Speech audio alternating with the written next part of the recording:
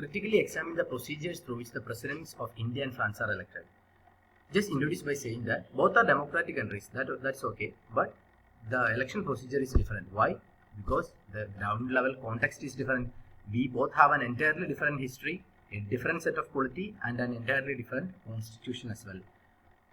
Start explaining the presidential election of India. Say just 2 points, because who is the electoral college, or who all are participating in the elections? Then what is the mode of election? Similarly, talk about that in France. And since the question is about critical exam, say 2 points about your critical comments on the election, which is good, which is bad, like that, if you have some points. So presidential election in India, the electoral college means the elected members of both House of Parliament and the elected members of legislative assemblies of states and union territories. And the mode of election is single transferable vote. That means each elector or MP or MLA will be casting a single vote, and the candidate who achieves the required quota of votes will be declared elected. And in the first round, if a candidate doesn't secure, and if any candidate doesn't secure an absolute majority, then before going to the second round, the candidate who won the least number of votes will be eliminated. He will be taken out of the election.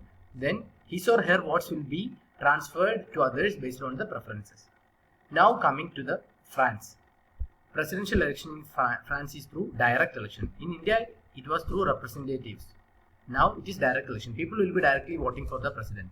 For example, in 2017, when presidential elections were going on, Emmanuel Macron and other person, Marine Le Pen, they moved to the second round, because in the first round nobody achieved an absolute majority. So in the second round, like one person won, like that. Then you can connect with the second point by saying that while it is a direct vote, the system ensures a clear majority. Okay, like a person required clear majority, that is established by a 2-round system. If no candidate secures an absolute majority in the first round, then a second round is held between the top 2 candidates. In India, that was like eliminating the person who won the least number of votes, then transferring his votes to the others based on the preferences. A little more complicated than France. Okay, so this was in the case of 2002 when Jacques Chirac and somebody else proceeded to the second round, and Jacques Chirac eventually won the election in the second round. Now critically examine, if you want to do that, like representation versus democracy. In India, representatives are voting. So what is the advantage? Even the MLAs or MLAs representing the smaller states are also taking part in the decision making process. While in the France, the people are directly voting in the election, that's okay. But the problem is that, like normally the people of the heavily populated urban centers, their vote will be the final decision makers. Like people who voted in the rural, from the rural areas, like their population is less, so their vote may not be making an impact. But in India, there is an equal weightage for the votes of the representatives of smaller states. So that is making it more important and more accountable. Like even smaller vote also is counting. So more influence even by the minority voters, like from the smaller states as well. Then beyond the method, the frequency and tenure also differ. So what is the frequency and tenure? That means Indian presidents serve a 5-year term and can be re-elected. In contrast, in France, before 2008, there was a 7-year term, but now there is also a 5-year term.